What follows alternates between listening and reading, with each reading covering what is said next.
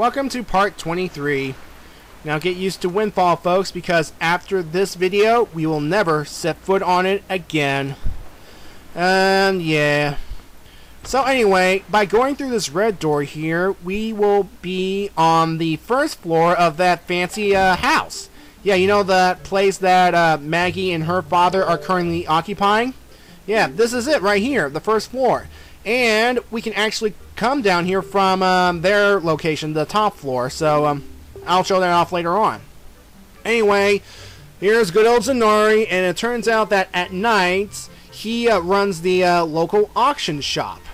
Yeah, he's the auctioneer, and of course, like all good auctions, he will pretty much display items that are for bidding, and that's the reason why we are here. We are going to actually bid on some items, and they're pretty useful items, if I say so myself. And I'll pretty much explain what you want to do here. It's easy. First of all, you gotta make sure you have lots of rupees, because, well, that is if you want to do the auction multiple times, that is. So anyway, here's a random assortment of Windfall villagers. So the idea here is we are going to pretty much try and win an item that Zenari presents. And why does he have ponytails? Okay, I'm getting ahead of myself. Anyway, first of all, good old Zenari will present the item that's being up for auctioning. And there are 4 prizes. 2 treasure charts, a heart piece, and a joy pendant. And of course, I believe there is a set pattern to this. I am not sure. But the thing is, though, in order to get the next item, you have to win at the auction. You have to win the items in order to get to the next new item. Like, if you don't win this item and come back and do another auction, that same item will appear, and I'll explain more about that later on. Anyway, the goal here is to try and win, obviously, and you have there below a bid meter, and what you have to do is try and get that bid meter up to full so that Link can bid on an item. And of course, you can help things along by pressing the A button rapidly to fill it up quickly and all that. Now, of course, while all this is going on, the villagers are trying to bid for that item, all that sort of thing, so yeah. And here's a little tip to winning the auction.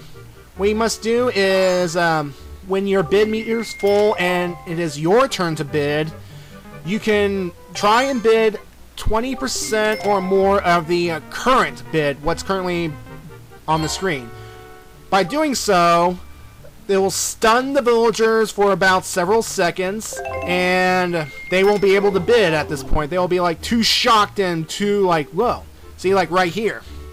They'll be so shocked right here, they're like, and of course, it's best to do this when you have about 5 or 10 seconds left, so that you'll be assured victory.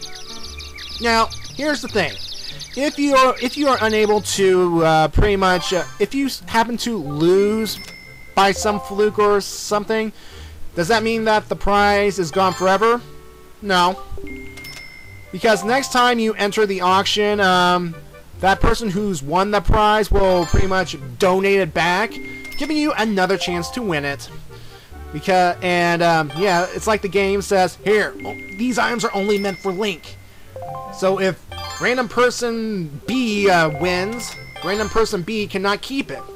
I mean, to be fair, only Link can use the items to their full potential. So yeah. And of course, I want to point something out here about one of the treasure charts. Not this one right here, I remember that much. One of them is for salvaging treasure in Windfall Island. And hey, money in this quadrant, fair enough. But here's the thing: when you salvage this treasure, the treasure chest in this quadrant, it's a green rupee. 1 rupee. Yeah. You're pretty much paying more for a treasure chart, and when you actually use it, you get just 1 rupee. That is a ripoff right there. And, oh yeah, Zenari will point out how much time you have left, and again, around 5 seconds, make sure you bid. Like, make sure your bid meter's not entirely full. I mean, like, when it gets down to 5 seconds, just quickly tap the A button until you can bid. And time stops when Link bids, by the way, so you'll have a chance to set how much money you want to spend. So, yeah, just like that, if you do it this way, you'll be assured victory and get all the things.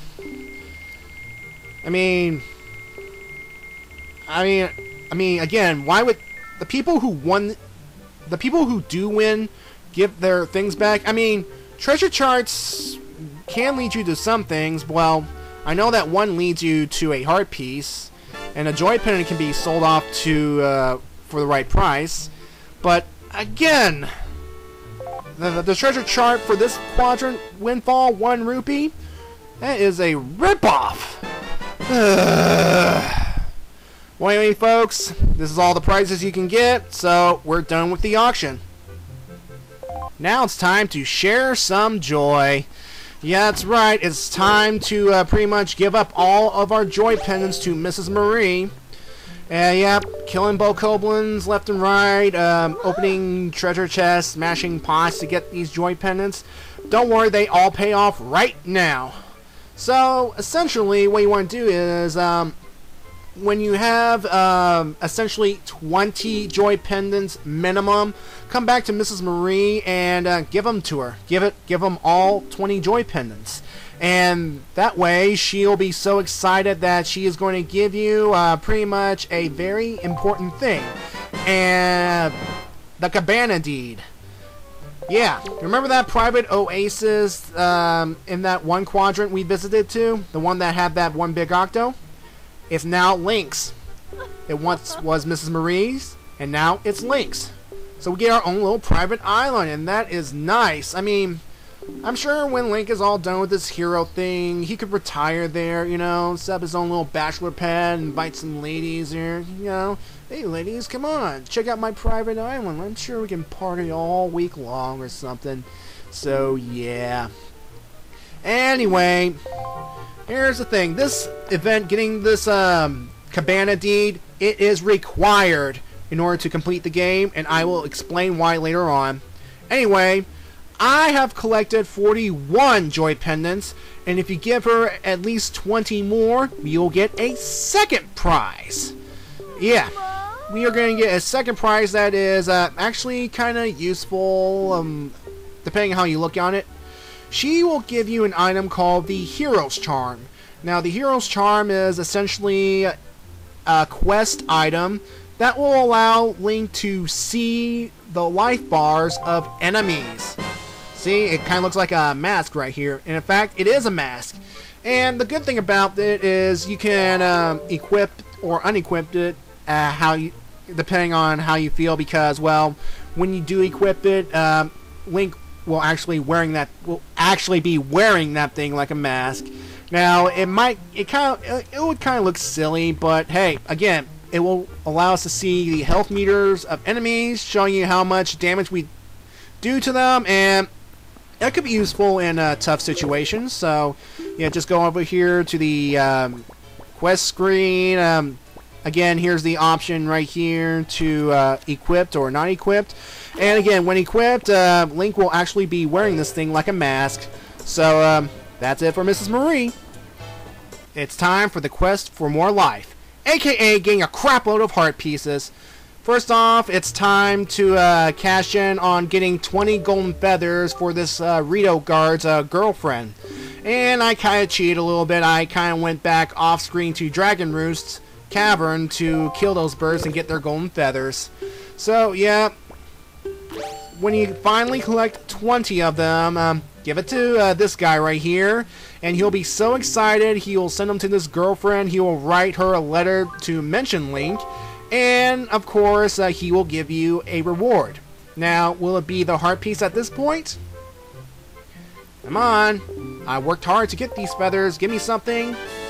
And he gives you an orange rupee. Ugh. But don't worry, we will still get the heart piece.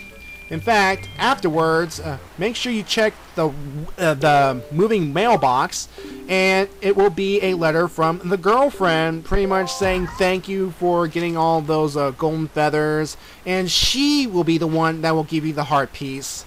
So, yeah, Gotta be a little patient, but don't worry. Eventually, you will get the heart piece, and we'll be one step closer to not dying as much. I've been collecting a whole bunch of treasure charts. Some of them lead to locations of heart pieces, and that's where I'm going right now. I'm opening treasure charts that contain heart pieces, and I'm fishing them out. And of course, we're back here at Paw Print Island for the last time. Now, you want to be careful here because now Paw Print has a cannon boat patrolling the area, and you might want to take it out first before you salvage the treasure chart, the treasure chest that contains the heart piece. Yeah. And I will actually show you how to take out some cannon boats later in this video. So again, same thing. I thought I'd show you where to get heart pieces out at sea, so you can increase your life and make life easier for you. So yeah, that's it for Paw Print. Remember that big octo I ran into on my way to Windfall Island during the storm? You know, that during that whole Naru's Pearl hunt? You know, getting the bombs? Well, the one I destroyed actually yielded a heart piece, but I completely ignored it until now because, well, it's been a while since I played this game, and, well, some things, my memory is going. But anyway, again, just make sure if you've missed it to locate the flock of seagulls gathering around, circling around, and the ring of light in there, and of course it will indicate to you that oh, there's the treasure you missed before, go and get it. And so I went back to Tingle Island and got the heart piece I missed, so yay! And we are back at Rockspire Island to salvage another heart piece. Now I do remember that we get this treasure chart from Maggie's father, the jerk, but haha, last laughs on him because I get more health out of it. Blah, blah, blah, blah. So it's not all bad. But don't leave Rockspire Isle yet. Well, at least the quadrant, because there is actually one more heart piece we can get. And what we have to do now is track down 2 cannon boats and destroy them. Yeah, we have to find 2 cannon boats and take them out. Because one of them has an orange rupee, the other has a heart piece. I don't know why a boat has a heart piece. Who cares? It's more life. And I'm going to destroy them. So yeah, just head down this way and you should see the cannon boats. There you are. And make sure you equip the bombs so that you can shoot cannons at them. So basically it's just a matter of careful aiming and lots and lots of shooting. And of course they will shoot back at you, and if they hit you, it'll only take a quarter heart off your health, but it will also knock you into the water, so you might want to get out of there as quickly as possible. Now I forgot when I played this which boat produced which reward, so it's a good idea to kill both of them, and that one, die, sink, there we go.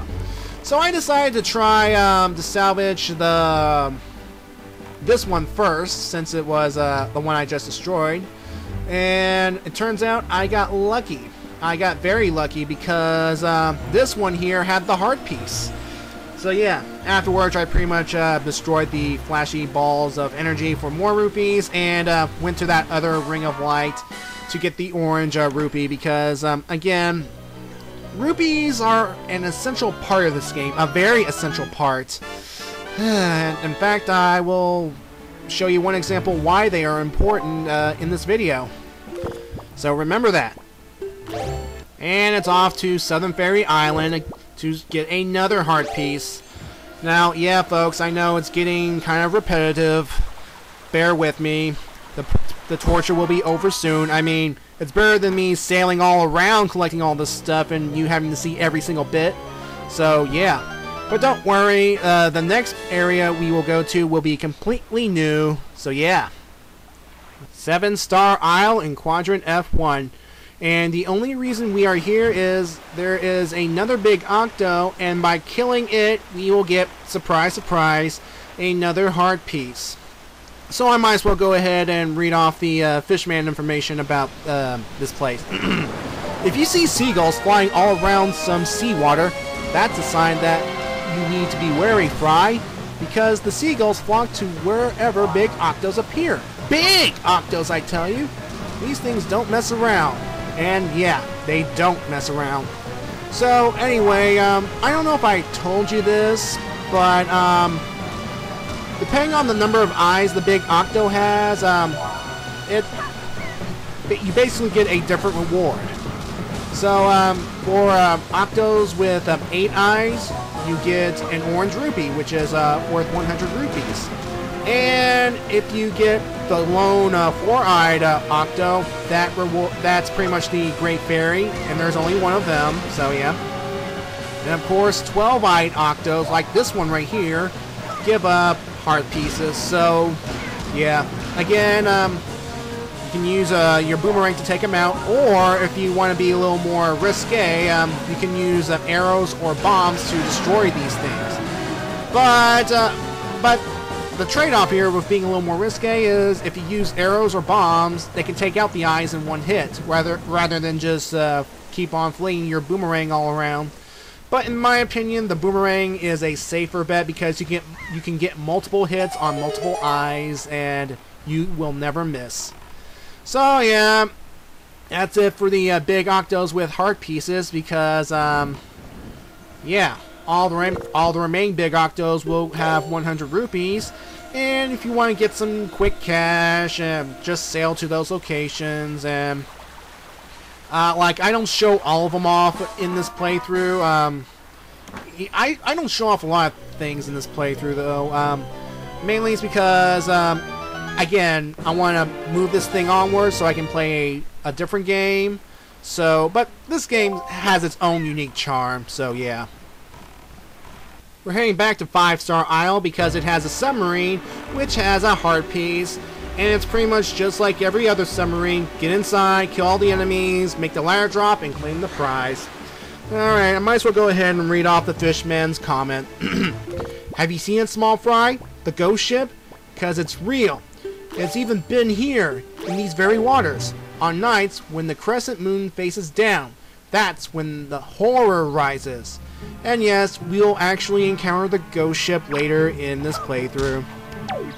Alright, so here we are, another submarine full of bokoblins who stand no chance against me. No chance. Slice, slice, slice, slice, slice, slice, slice, slice, slice, and dice. Although I could technically Hurricane Spin to kill him quickly, but I decided to be daring. Of course, there's also Keys in the area, so you gotta be careful. Slice and dice, slice and dice. You are no match for me. I will slice and dice. Oh no, shielded bokoblins. They are an obvious threat. No, not. No chance, even though he got some hits off me. Stupid bats. Okay, so let's go up and claim our heart piece and be on with it. In fact, this will be the... In fact, don't worry, there'll be a change of pace in just a bit. Because after I get this heart piece, I will start the trading quest sequence. You know Zunari's trading merchant thingy that we started early on. You know, I've been holding that town flower for a very long time. Well, now the time has come to start this big old massive trading sequence, so sit back and enjoy. To start this sequence, head to Great Fish Isle first and talk to the Goron merchant. Basically, give him the town flower, and he'll be so excited that he will offer the sea flower in exchange. Now, be careful, there is a fee involved here. Yeah. They will charge you a fee depending on the quality of the item, and it can vary between 20 rupees to 200 rupees, and you might want to bring 600 to 700 rupees for this event. Anyway, when you make the deal, he will send inventory of the sea flower and any other item that you trade with him to Zunari's shop on Windfall. So yeah. This is the way to increase Zunari's inventory. And there are 2 other merchants out on the Great Sea. One is located on Mother-Child Isle, to be specific, the Child Isle, and one is located on Bomb Island. And they're both Gorons, of course. Now, anyway, here's the thing you want to do here to make this trade a little bit faster. Start here at Great Fish Isle and get the Sea Flower, and then immediately trade the Sea Flower for the Exotic Flower. Trust me, even though he just gave me a Sea Flower, he'll be excited to see the Sea Flower again. He will trade me another thing for the Exotic Flower. Now, don't worry, folks. I've cut down the trading sequence immensely, so the travel distance and stuff. But the thing to remember about this whole trading sequence is that you must have the Ballad of Gales, the warp ability, to make this thing go a little faster. And don't warp directly to Mother-Child Isle. Like warp to either Tingle Isle or sail from Great Fish. Because again, if you warp directly to Mother and Child Isle, you will appear inside the island, and it'd be kind of hard to trade with the Goron if you are separated by a big old wall. So yeah, I'm going to cut time on this a little bit. In fact, what you're going to look at right here is a list of the locations and the items you can get when you trade each time. And again, and don't worry, I will show off a montage of the locations, so you'll get the idea. So yeah. Anyway, folks, let's do this. Let's start some trading.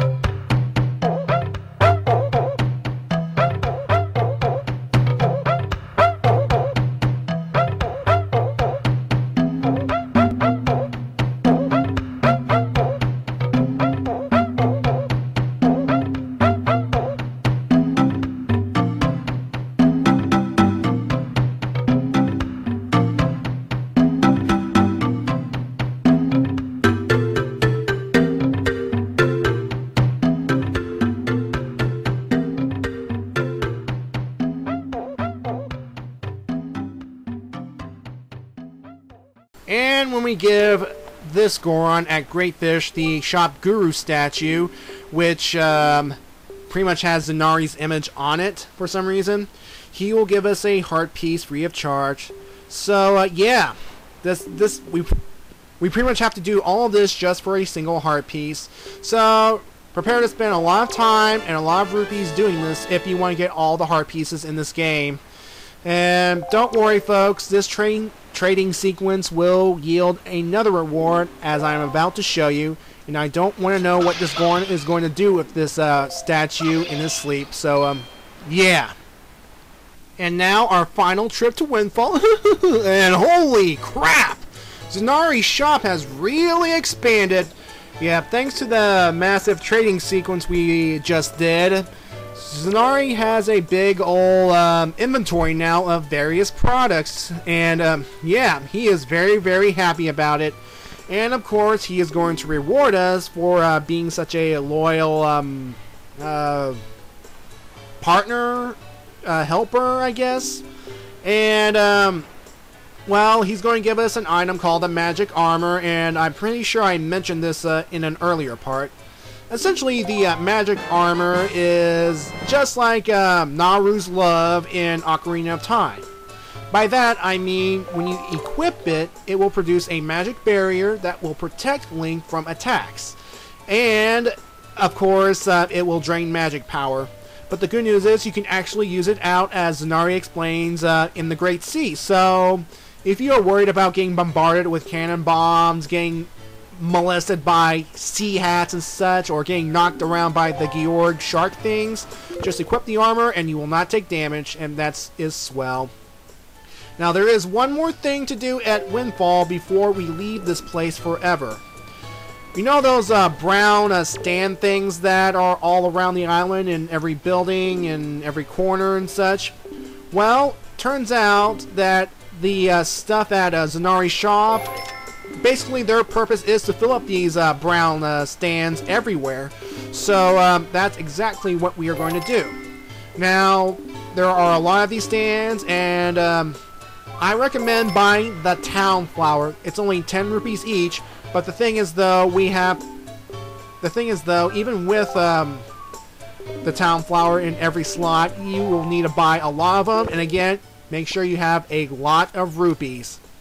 Now, of course, this is BS right here, saying that my bag is full, because clearly I can put more town flowers in there, which means I have to go back to Zanari's shop again and again and again and again and again just to buy some more.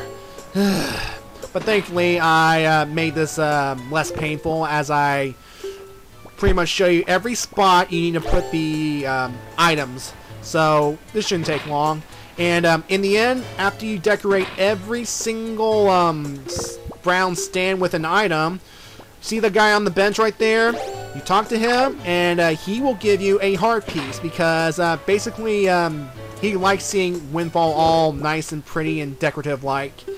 So yeah, this is it. This is the last thing I do in this video, and there's pretty much nothing else to say except, well, first of all, I'm going to go ahead and read Windfall's information from the Fishman. Out on the cape of this island is this crazy dancing fool who can't tell day from night.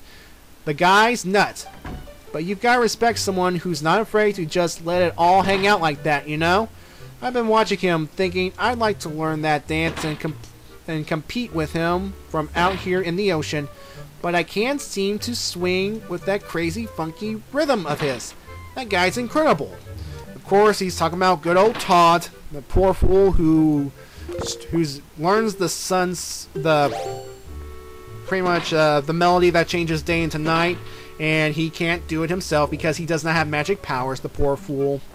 So yeah, I pretty much got nothing else to say here. I'm going to leave you now with a nice little musical tribute to Windfall Island, and this is by the Zelda Reorchestrated crew. I suggest you check out their website. They have pretty good remixes, and I will see you in part 24, where I will pretty much collect even more heart pieces throughout the Great Sea. So with that, I will see you next time, okay?